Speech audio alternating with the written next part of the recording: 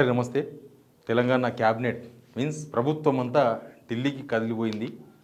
ఢిల్లీలో మీటింగ్, అది మన తెలంగాణ పరంగా ఆలోచిస్తే అసలు మనం ఓట్లు వేసిన వాళ్ళు, మన ప్రభుత్వం ఢిల్లీలో ఎందుకు మీటింగ్ అయింది, అక్కడేం క్యాబినెట్ మీటింగ్, ఇవి చాలా రకాల అనుమానాలు వస్తాయి. ఎందుకంటే మనం స్వయం పాలకులం, మనం స్వయంగా తెలంగాణ తెచ్చుకున్నాం. మనల్ని పాలించాలి, మన దగ్గరనే పాలించాలి, మనలో నిర్ణయాలే అమలు కావాలి, ఇట్లాంటి చాలా అనుకుంటాం. బట్ అవేం జరగవు కాంగ్రెస్ గవర్నమెంట్ ఉన్నప్పుడు.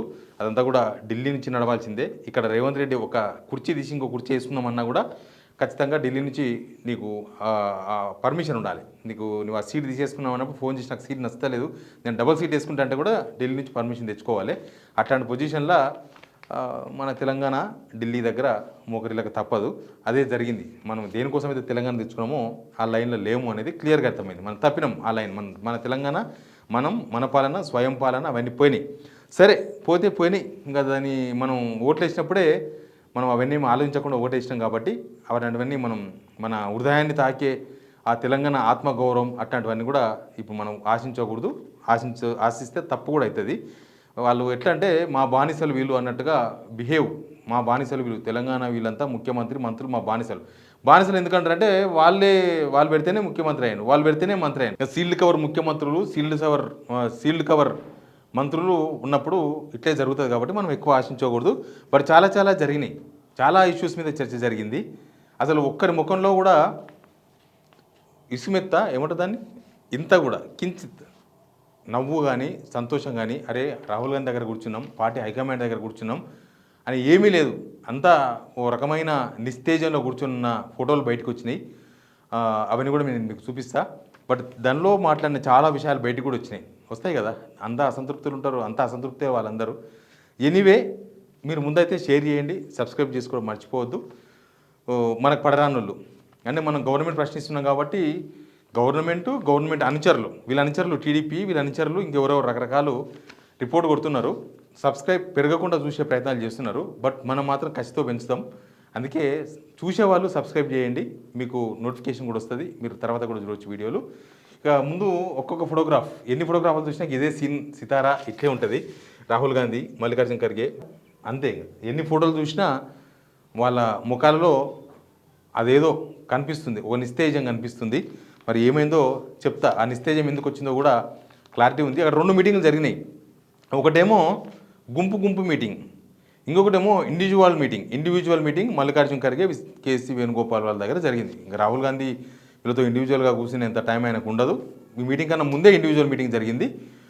ఇండివిజువల్ మీటింగ్లో యథావిధిగానే రేవంత్ రెడ్డి మీద తీక్షణమైన కంప్లైంట్స్ చేసినారు. ఇక్కడ జరుగుతున్న పరిణామాలు, వాళ్ళ ఫ్యామిలీ చేస్తున్న అరాచకాలు, వాళ్ళ అన్నదమ్ముల మీద వస్తున్న ఆరోపణలు, రేవంత్ రెడ్డి అన్ని శాఖల్లో ఏలు పెట్టి ఏం చేస్తున్నాడు, ఆయన ముఖ్యమంత్రి అయిన తర్వాత ఏం చేసిండు తెలంగాణకు, ఇట్లాంటి కొన్ని అంశాలు వాళ్ళు ఇంతకుముందు కంప్లైంట్ చేసిన విషయాలన్నింటినీ కూడా బాగానే చెప్పే ప్రయత్నం చేసినట్టుగా చెప్తున్నారు. బట్ వాళ్ళు ఇండివిజువల్ మీటింగ్ పెట్టింది, వీళ్ళు చెప్పింది ఇంటారు, వినాలి కూడా. లేకపోతే వాళ్ళు వేరే ఒక టార్గెట్ పెట్టింది వీళ్ళకు. నెక్స్ట్ ఎలక్షన్స్ ఉన్నాయి.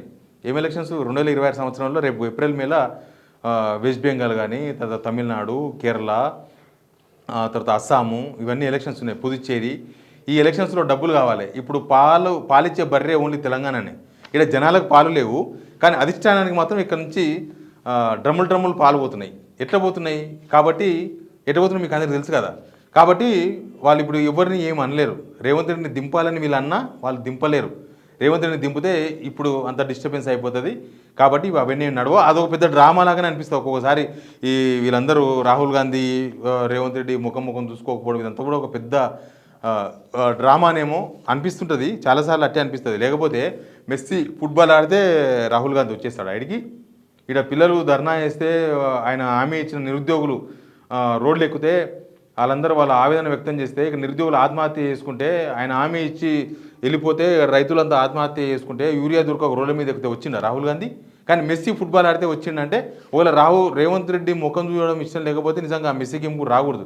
కాబట్టి నాకు ఎందుకో ఒక మూలన అది ఉంది. ఇదంతా అనుమానం, తెలంగాణ ప్రజలను బురుడి కొట్టించనికే, అంటే వీళ్ళకే మంచిగా లేదు అని ఏదో ఒక బురుడి కొట్టించే ప్రయత్నం ఏమైనా చేస్తున్నారేమో అనిపిస్తుంది. ఒక డ్రామా అనిపిస్తుంది. అందుకే అప్పుడప్పుడు కలిసినట్టు కలవనట్టు ఇట్లా రకరకాలుగా షేడ్స్ అన్నీ కూడా జనాల ముందు పెట్టే ప్రయత్నం చేస్తున్నారేమో అనేది ఒక డౌట్ ఉంది. అది కొన్ని రోజుల తర్వాత క్లారిటీ వస్తుంది. ఇదంతా హైకమాండ్ రేవంత్ రెడ్డి కలిసి ఆడుతున్న డ్రామానేమో. హైకమాండ్ ఎందుకు రేవంత్ రెడ్డి దగ్గర నుంచి ఏం కావాలన్నా తీసేసుకుంటున్నారు. వాళ్ళ ప్లేట్లో వాళ్ళు మనం పోసుకోరు కదా. వాళ్ళకి ఇప్పుడు కర్ణాటక నుంచో హిమాచల్ ప్రదేశ్ నుంచో ఎలక్షన్స్కి పైసలు వచ్చే పరిస్థితులు లేవు. తెలంగాణనే ఇప్పుడు పాలించే బర్రే వాళ్ళకు. కాబట్టి ఇక్కడ నుంచో పాలు పిండుకోవాలి. ఇక్కడ తెలంగాణ పిల్లలు, తెలంగాణ తల్లి పిల్లలు ఏం లేకపోయినా సరే వీళ్ళు గుక్కబాటు ఏడ్చినా తనలాడినా చచ్చిపోయినా వాళ్ళకి సంబంధం లేదు. వాళ్ళకు వస్తున్నాయి లేదా పాలు అనేది ఇంపార్టెంట్. పాలిచ్చేతోడు ఉన్నాడు కాబట్టి ఎవరేమనలేరు. బట్ లోపల జరిగిన డిస్కషన్స్ చాలా ఉన్నాయి. అంతకన్నా ముందు కూడా కొన్ని జరిగినాయి. ఒకటి, ఢిల్లీ పోయినాక అక్కడలో అబ్జర్వేషన్ నేను చెప్తా. ఢిల్లీలో ఉన్న వాళ్ళ అబ్జర్వేషన్, రేవంత్ రెడ్డి మినిస్టర్స్ ఒక్కరి ముఖం ఒకరు చూసుకోవడానికి కూడా ఇష్టపడతలేరంట. కనీసం ఒక మంత్రి టిఫిన్కి పెడితే ఇంకో మంత్రి కూడా పోయి కనీసం పక్కన కూర్చొని టిఫిన్ చేసే పరిస్థితులు కూడా ఉంటాయి. ఆయనతో నేను టిఫిన్ చేసే ఆ లెవెల్లో ఉన్నారంట వీళ్ళు. అంటాం కదా మనకు పడడంతో ఆయనతో కలిసి మనం టిఫిన్ చేస్తామా, అవసరం లేదు మనం చేయలేమా టిఫిన్ అని.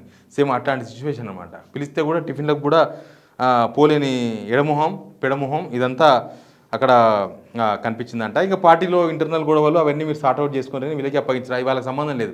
హైకమాండ్ కనుక ఇన్వాల్వ్ అయిందనుకో ఇట్లాంటి గొడవలు, ఇప్పుడు జీవన్ రెడ్డి గొడవనో లేకపోతే కోమటిరెడ్డి రాజగోపాల్ రెడ్డి గొడవనో ఇన్వాల్వ్ అయిందనుకో, ఇన్వాల్వ్ అయితే ఇంకా పెద్దగా అయితే గొడవలు. కాబట్టి అవన్నీ మేము పట్టించుకోమన్నాడు. కానీ అవన్నీ వాళ్ళు వదిలేసినారు. ఒక ఇంపార్టెంట్ చర్చ ఒకటి జరిగింది.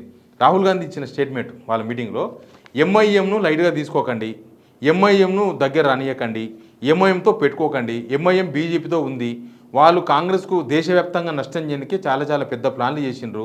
ఎక్కడ ఏ రాష్ట్రంలో ఎలక్షన్ జరిగినా ఎంఐఎం బీజేపీ వాళ్ళు గెలిచే విధంగా బీజేపీకి సంబంధించి సపోర్ట్ చేసుకుంటా ఇండైరెక్ట్గా వాళ్ళు ప్రవర్తిస్తున్నారు. కాబట్టి తెలంగాణలో కూడా మీరు అంత ఈజీగా ఎంఐఎంను నమ్మకండి, ఎంఐఎం మీద డిపెండ్ కాకండి, ఎంఐఎం దగ్గర రానివ్వకండి. మొన్ననే కదా ఒక వీడియో వచ్చింది బయటకు చూసినరా, ఎవరిది ఏఐసీసీ మల్లికార్జున ఖర్గే గారు హైదరాబాద్ రానియకండి, హైదరాబాద్ రానియకండి, ఆడ మొత్తం ఉడుచుకొని పోతారని. దాని నుంచి కూడా చర్చ జరిగిందంట. అది కూడా అసదుద్దీన్ ఓవైసీ గురించి అనేది మంత్రులు ఢిల్లీ పోయిన తర్వాత క్లారిటీ వచ్చింది. మంత్రులు ఢిల్లీ పోయిన తర్వాత అక్కడ జరిగిన సంభాషణలు అవి మల్లికార్జున ఖర్గే కూడా ఆ విషయాన్ని ఇదే సందర్భంలో మాట్లాడిన తర్వాత వీళ్ళు మాట్లాడింది అసదుద్దీన్ ఓవైసీ గురించే, మల్లికార్జున ఖర్గే అనేది కూడా క్లారిటీ వచ్చేసింది. ఎనీవే ఎంఐఎంను దగ్గర రానియకండి అనేది వాళ్ళు చెప్పే పాయింట్లు. ఇక బట్టి విక్రమార్క పోర్ట్ఫోలియో మార్చే అవకాశాలు ఎక్కువ ఉన్నాయంట. అవి దాని గురించి బాగా చర్చ జరిగిందంట. బట్టి విక్రమార్క ఎందుకో మరి ఏమైనా డబ్బులు ఇవ్వనని చెప్పిండేమో, ఎలక్షన్కి నేను ఇవ్వలేను, నాతో లేవని చెప్పిండేమో, కొద్దిగా ముక్కుసూటిగా ఉంటాడు ఆయన. కాకపోతే ఈ మినిస్టర్ల మీద, ఈ ముఖ్యమంత్రి మీద హైకమాండ్కి ఒక వ్యూ ఉంది. ఏంటంటే వీళ్ళు పైసలు బాగా దొబ్బుతున్నారు తెలంగాణలో. పైసలు బాగా వాళ్ళకు కూడా తెలుస్తాయి కదా, వాళ్ళు కూడా అన్నీ చూస్తారు కదా. వీళ్ళు పైసలు బాగా దొబ్బుతున్నారు, వీళ్ళు ఎందుకు ఇయ్యరు, రాష్ట్రాల్లో ఎలక్షన్ ఉంటే ఎవరు ఇవ్వాలి మరి అని బహుశా వాళ్ళకి ఆ అభిప్రాయం ఉన్నట్టుంది. అందుకే వీళ్ళని ఇండివిజువల్గా ఒక్కొక్కరికి టార్గెట్ ఇచ్చి, నువ్వు రెవెన్యూ మినిస్టర్, నీతో బాగా రావాలి, నీ దగ్గర నుంచి ఇన్ని కోట్లు రావాలి, నువ్వు ఈ మినిస్టర్వా, దీనిలో బాగానే ఉంటుంది మీకు డబ్బులు, కాబట్టి దీనికి వెళ్ళి మాకు ఇంత ఇవ్వాలి. లేదా మీ దగ్గర ఏమేమి శాఖలు ఉన్నాయి, ఈ శాఖలు ఉన్నాయి కదా, ఓకే ఈ శాఖలు ఉన్నాయంటే మంచి ఇన్కమే ఉంటుంది, మాకు ఇంత పర్సెంటేజ్ రావాలి. అంటే వీళ్ళు పైసలు బాగా దొబ్బుతున్నారనే విషయంలో కాంగ్రెస్ బాగా క్లారిటీగా ఉన్నట్టుగా కనిపించింది. అందుకే సంపాదించుకుంటలేరా, ఇవ్వాలి కదా అంటాం కదా మేము, అట్లా సంపాదించుకుంటారు కదా మాకు ఇయ్యరా అని. ఇప్పుడు ఏమి రూపాయి పెట్టకుండా కాంగ్రెస్ హైకమాండ్కి పైసలు వస్తుంటే వాళ్ళు మాత్రం ఎందుకు దబాయించరు, ఖచ్చితంగా దబాయిస్తారు, అదంతా కూడా జరుగుతుంది. ఇంకా 2 ఏళ్ల ప్రభుత్వం మీద కూడా వాళ్ళు ఏం కామెంట్ చేయలేదంట. 2 ఏళ్ల ప్రభుత్వం ఫెయిల్ అయిందనో పాస్ అయిందనో లేకపోతే గ్రేడ్గా చేసినారనో వాళ్ళు ఏం కామెంట్ చేయరు. ఇప్పుడు బాగాలేదు అంటే వాళ్ళకి పైసలు రావు, మా ప్రభుత్వం బాగాలేదు కదా మేము పైసలు ఇవ్వమంటారు. కాబట్టి వాళ్ళు 2 ఏళ్ల ప్రభుత్వం మీద ఏం కామెంట్, నో కామెంట్ అనమాట. 2 ఏళ్ల ప్రభుత్వం మీద తెలంగాణ జనం అడిగితే వాళ్ళు చెప్తారు అసలు ఈ ప్రభుత్వం ఎట్లా పాలిస్తున్నది, ఏం కథ అని. అయితే రేవంత్ రెడ్డి ఓ మాట అన్నాడట, తెలంగాణ దేశంలో కాదు ప్రపంచంలో నెంబర్ 1 చేస్తామని. వాళ్ళు ఒకరి ముఖం చూసుకున్నారంట, మరి వాళ్ళు నమ్మిరో లేదో మనకు తెలియదు. తెలంగాణ ప్రజలు నమ్ముతుండ్రా ప్రపంచంలో నెంబర్ 1 తెలంగాణ చేస్తామని? ఇక్కడ చెప్పిందే అక్కడ కూడా చెప్పే ప్రయత్నం చేసిందంట. వాళ్ళేమో మినిస్టర్లేమో ఎవరు మాట్లాడే పరిస్థితుల్లో లేరు, వాళ్ళు కూడా ఒకరు చూస్తున్నట్టుగానే కనిపిస్తుంది. మినిస్టర్లు అయితే మాకెందుకు, మమ్మల్ని ఎందుకు పిలిచారు వీడికి, ఈ డబ్బుల కోసం పిలిచిర్రా, మాకేం సంబంధం, మా పని మేము చేసుకుంటాం, మమ్మల్ని ఏమన్నా ఏనిస్తుండ్రా, మినిస్టర్ కరెక్ట్ అని చెప్పారు, మమ్మల్ని ఏం చేసుకొని ఇస్తలేరు అని చెప్పినా కదా. అంత పరిగెలు ఏరుకోవాల్సి వస్తుంది మినిస్టర్స్. అసలు కంకులు మొత్తం ఎరేవులు కొట్టుకుపోతున్నారు. ఆ కంకులు కొట్టుకుపోగా మిగులుతాయి కదా పరిగే, ఆ పరిగెని ఏరుకొచ్చుకోవచ్చు. మనం మామూలుగా మన ఊళ్ళకెళ్ళి వచ్చినా కూడా మనకు తెలుస్తుంది.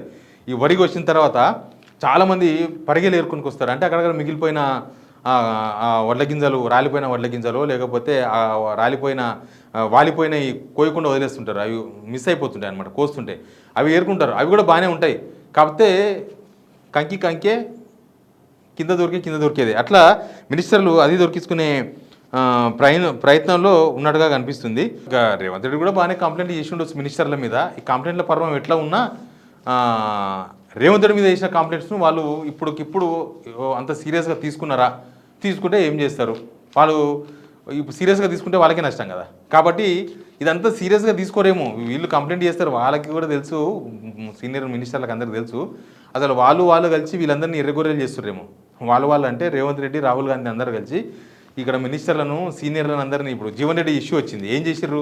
జీవన్ రెడ్డినే లొంగిపోయేటట్టు చేసిర్రు. ఇంకా తీసుకో ఏదో ఒకటి డిప్యూటీ చైర్మన్, అంతేగాని ఆయన జిద్దు గెలవలేదు. జీవన్ రెడ్డి జిద్దు ఆయన ఏదైతే అనుకున్నాడో అది గెలవలేకపోయింది కదా. ఆయనకు చైర్మన్ అయ్యే అవకాశాలు ఉన్నా కానీ ఆయన టీంని. కాబట్టి మొత్తంగా ఎనీవే ఢిల్లీలో ఇది జరిగింది.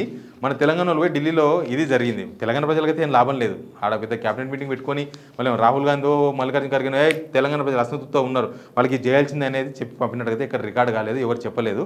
ఇంకేమైనా తెలిస్తే మళ్ళీ మాట్లాడదాం. మీకేమనిపిస్తుందో మీరు కూడా చెప్పండి. Please subscribe.